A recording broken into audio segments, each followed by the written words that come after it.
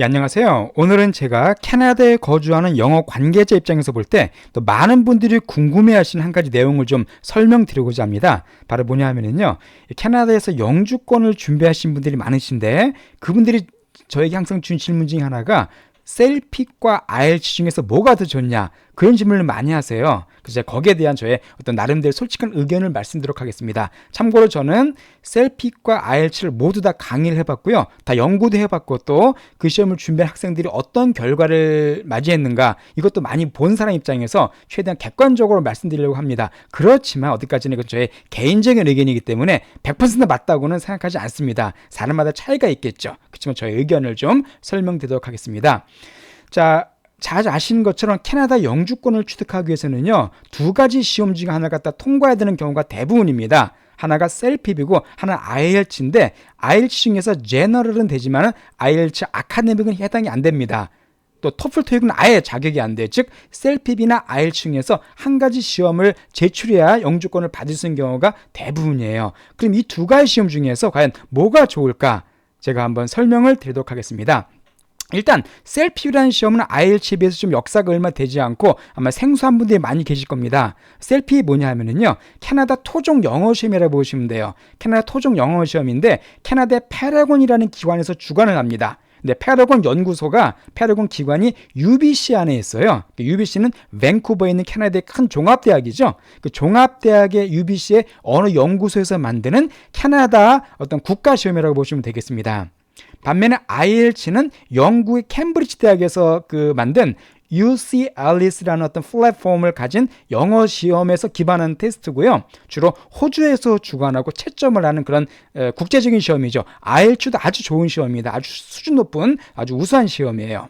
자, 그런데 왜 그럼 셀픽이 좋은가? 제가 하나씩 구체적으로 예를 들도록 하겠습니다. 자, 가장 먼저 실용적인 면에서 셀픽이 월등히 가치가 높습니다. 이건 무슨 말씀이냐면은 어디까지나 캐나다나 미국에 사시는 분들을 대상으로 제가 드릴 말씀이에요. 자, 이 셀픽은 북미에서 만든 영어 시험입니다. 캐나다에서 만든 영어 시험이기 때문에 아무래도 내용 자체가 북미 영어가 사용이 됩니다. 북미에서 표준적으로 사용되는 내용들이 시험에 나오게 되어 있어요. 따라서 앞으로 캐나다 영주권 따겠다는 얘기는 캐나다에 사시겠다는 얘기잖아요. 그죠? 그러니까 캐나다나 미국에 사시겠다는 얘기인데, 그런 데서 캐나다에서 거주하고 생활하는 데 있어서 IELTS보다는 셀픽으로 시작하는 것이 훨씬 더 도움이 됩니다. IELTS는 앞에서 언급했지만은 영국과 호주식 영어를 기반으로 출제되기 때문에 특히 발음이 영국식 영어가 대부분입니다. 또 발음뿐만 아니라 어휘 같은 경우도 북미 영어와 또 호주 영어와는 차이가 많은 경우가 많아요. 좀 다른 경우가 많습니다. 우리 한국도 그렇죠. 한국은 작은 나라지만 한국만 해도 서울 말과 경상도 말 상당히 큰 차이가 나죠. 제주도 말 같은 경우는 이해를 못한 경우도 있습니다. 이게 좁은 땅도 이런데 미국과 호주, 캐나다와 영국, 이 사이에는 상당한 언어의 차이가 있는 것이 당연하겠죠. 따라서 특히 처음으로 이제 시험을 준비하신 분들 같은 경우는 제가 셀픽을 적극적으로 추천드립니다.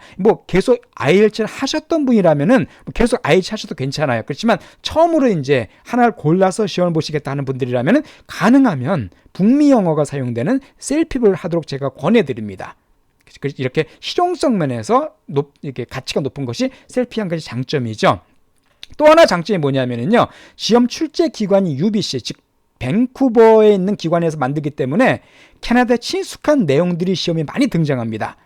이것도 되게 중요한데요. 그러니까 셀픽의 듣기나 읽기 지문에는 밴쿠버나 캘거리나 토론토, 로키 산맥 이런 것처럼 우리 캐나다 거주자들이 잘 아는 친숙한 지명이나 장소를 소재라는 경우가 되게 많습니다. 아무래도 유리하죠. 읽을 때, 그죠?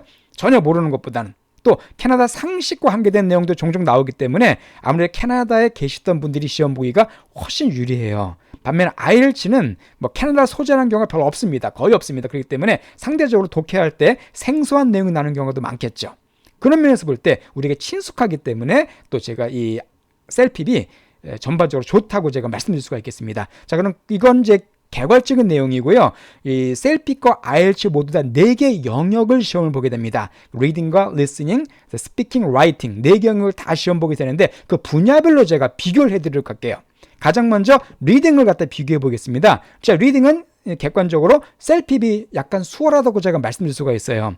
자, 두 개 먼저 차이를 보도록 할게요. 셀핍은 4개 파트로 구성되어 있고요. 6개 지문으로 되어 있고 총 38문제가 나옵니다. 반면에 IELTS는 파트는 3개인데 5개 지문이 나오고요. 40문제가 출제가 돼요. 그런데 왜 셀핍이 좋냐면은 셀핍 4개 파트 중에서 그 반에 해당되는 파트 1과 2 여기에 나오는 3개 지문이 다 이메일 내용으로 구성이 됩니다. 이메일은 편지죠, 그죠? 편지니까 난이도가 어떻겠어요? 그렇게 어렵지가 않습니다. 개인적으로 쓴 내용들이기 때문에 그래서 거의 전체 지문의 절반 정도가 영어를 조금 할 줄 아시면 이해할 수 있는 편지 내용으로 되어 있기 때문에 아무래도 쉬워요. 이거 사실 반만 마셔도 5점은 넘게 나오거든요. 그렇기 때문에 셀핍은 일단 반 정도는 기본적으로 쉬운 독해를 갖고 시작할 수가 있습니다. 반면에 IELTS는 5개의 모든 지문이 설명문이나 뭐 논설문 같은 좀 이렇게 복잡한 난이도가 높은 문장들이 출제가 됩니다. 옛날에도 IELTS가 파트 1은 좀 쉬운 독해가 나왔었어요. 뭐 간단한 뭐 설명문이나 간단한 광고문 같은 게 나왔었는데 지금 그걸 없앴습니다. 그래서 몇 년 전부터 독해 난이도가 되게 높아졌어요. 따라서 저렇게 영어를 좀 못하시는 분들도 일단 파트 1, 2는 훨씬 쉽게 볼 수 있기 때문에 리딩에서는 셀핍이 유리하다고 제가 말씀드릴 수가 있겠습니다. 또 아까 말씀드린 것처럼 당연히 독해, 캐나다 관계된 내용이 많기 때문에 또 그만큼 유리한 점도 더 있죠.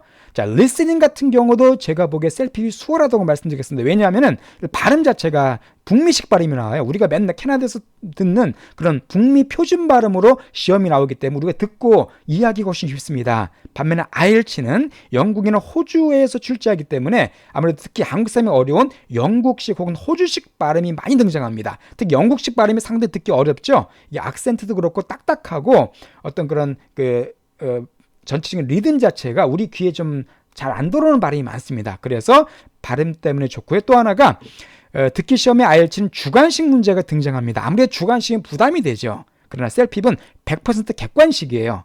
그 때문에 뭐 속된 말로 찍찍을 수도 있죠. 그런 면에서 셀핍이 리스닝도 쉽다고 말씀드릴 수가 있겠습니다. 자, 스피킹은 조금 무조건 셀핍이 좋다고 제가 말씀드릴 수 없을 것 같아요. 왜냐하면 두 시험의 그 형식이 많이 다릅니다. 셀핍은 컴퓨터 녹음 방식이에요. 그러니까 컴퓨터 앞에서 문제가 나오면 제가 녹음하는 방식으로 시험을 보게 되고요. IELTS는 사람 앞에서 그 면접관 앞에서 면접으로 대화를 하는 방식으로 이게 진행이 됩니다. 자, 그런데 셀핍이 유리한 점은 뭐냐면은 셀핍은 8개의 문제가 나오는데 8개 형식이 모두 똑같습니다.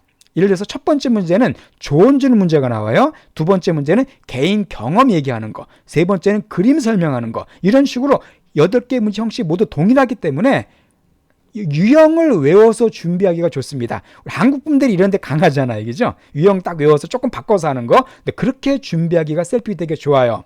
반면에 IELTS는 3개 파트로 되어 있는데 질문의 수나 형식이 아주 다양합니다.